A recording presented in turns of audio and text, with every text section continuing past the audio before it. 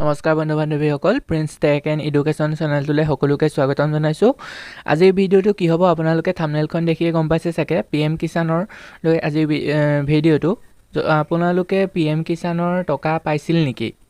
যদি পাইছিলে আকৌ তেতিয়াহ'লে কি কৰিব লাগিব? ৰিনিউৱেল কৰিব লাগিব।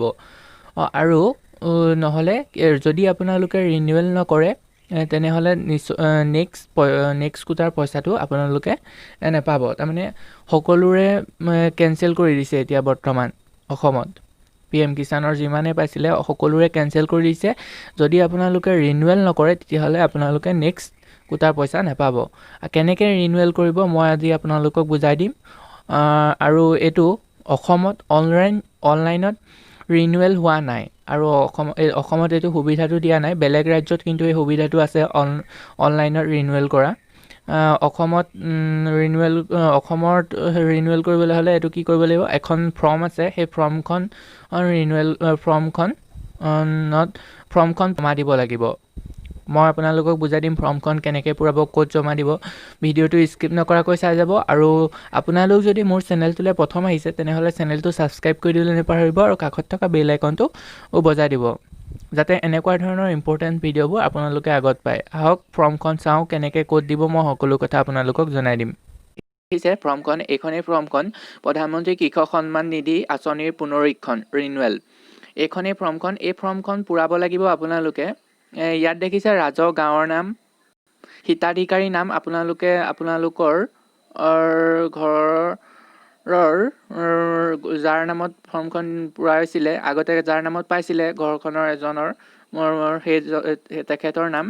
তাৰপিছত তেখেতৰ পিতা বা স্বামীৰ নাম, যদি হিতাধিকাৰী মহিলা হয় তেনেহ'লে স্বামীৰ নাম দিব, যদি পিতাৰ নাম দিব। তাৰপিছত আপোনালোকৰ মোবাইল নাম্বাৰটো দিব, যিটো নাম্বাৰত আপোনালোকে কৰিছিলে অনলাইন, আগতে পাইছিলে পইচা। বেংক একাউণ্ট দিব, যিটো একাউণ্টত আপোনালোকে পইচা পাইছিলে আগতে, আৰু সেই বেংকটোৰ IFSC এই নাম্বাৰটো দিব, আৰু বেংকটো যোনটো শাখাৰ হয় তাৰ শাখাটো আপোনালোকে লিখি দিব তলত।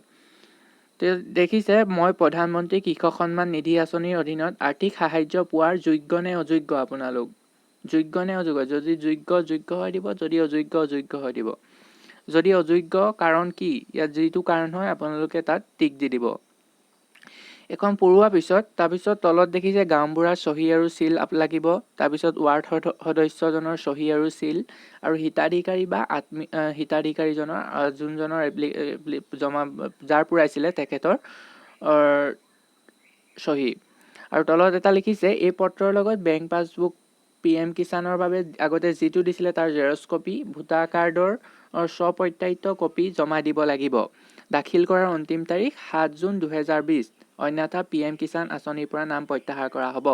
যদি আপোনালোকে এইটো নকৰে তেতিয়াহ'লে আপোনালোকৰ কি হ'ব? নেক্সট কোটাৰ পইচা নাপাব। আৰু এইটো কি কাৰণে কৰিছে আপোনালোকে গম পাইছেই, যিহেতু অসমত প্ৰতি এখন ঘৰৰ 4-5জন সদস্য পাইছিলে, সেইটো কৰিছে। এতিয়া কি হ'ব? এইখন পূৰোৱাৰ পিছত ঘৰখনৰ এজনৰহে আপোনালোকে সেই পইচাটো পাব আৰু বাকীবোৰৰ কেঞ্চেল হৈ যাব।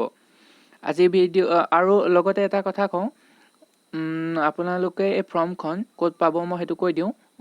ফৰ্মখন আপোনালোকে পঞ্চায়তত পাব, আপোনালোকৰ গাঁৱৰ পঞ্চায়তত পাব, আৰু তাতে গৈ আপোনালোকে ফৰ্মখন জমা দিব লাগিব। যদি ভিডিঅ'টো ভাল লাগিলে লাইক, কমেণ্ট আৰু শ্বেয়াৰ কৰি দিবলৈ নাপাহৰিব। ধন্যবাদ।